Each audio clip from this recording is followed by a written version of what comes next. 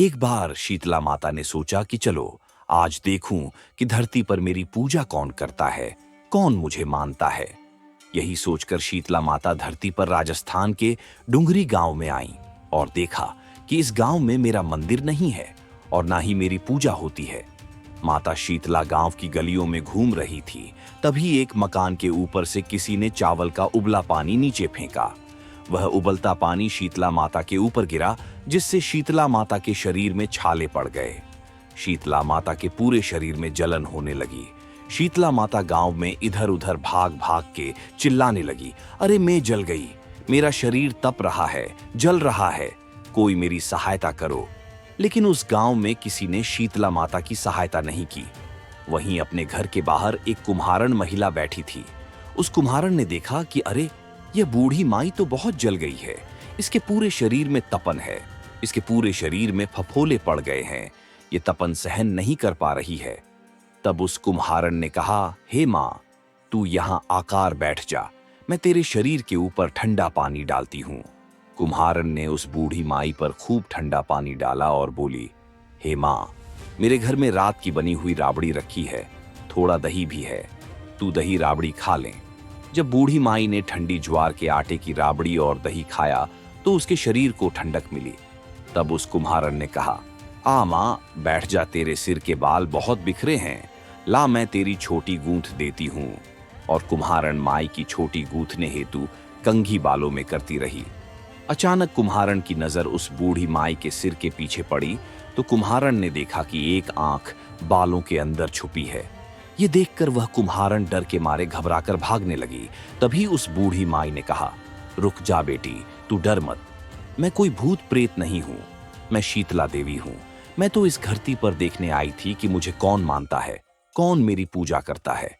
इतना कहकर माता चार भुजा वाली हीरे जवाहरात के आभूषण पहने, सिर पर स्वर्ण मुकुट धारण किए अपने असली रूप में प्रकट हो गई। माता के दर्शन कर कुम्हारन सोचने लगी कि अब मैं गरीब इन माता को कहां बिठाऊं। तब माता बोली, हे बेटी, तुम किस सोच में पड़ गई।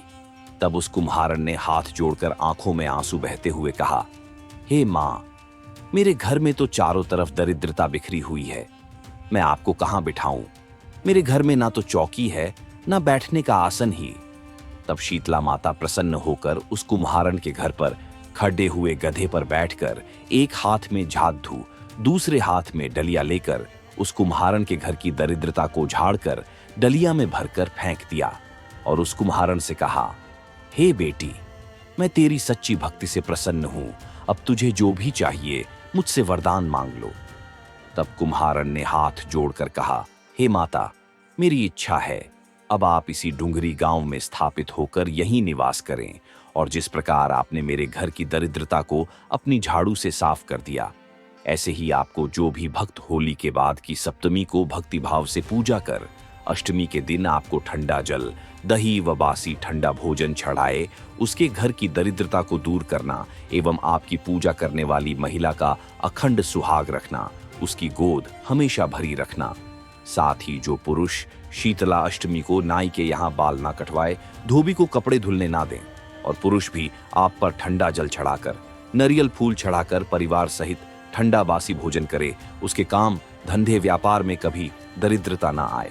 तब माता बोली, तथास्तु, हे बेटी, जो तूने वरदान मांगे हैं मैं सब तुझे देती हूँ। हे बेटी, तुझे आशीर्वाद देती हूँ कि मेरी पूजा का मुख्य अधिकार इस धरती पर सिर्फ कुम्हार जाति का ही होगा। तभी उसी दिन से डुंगरी गांव में शीतला माता स्थापित हो गई और उस गांव का नाम हो गया शील की डुंगरी। शील की डुंगरी भारत का एकमात्र मुख्य मंदिर है। शीतला सप्तमी के दिन यहाँ बहुत विशाल मेला लगता है। शीतला माता की जय। अगर आपको हमारी वीडियो पसंद आई हो तो वीडियो को लाइक करके चैनल को सब्सक्राइब करना ना भूलें।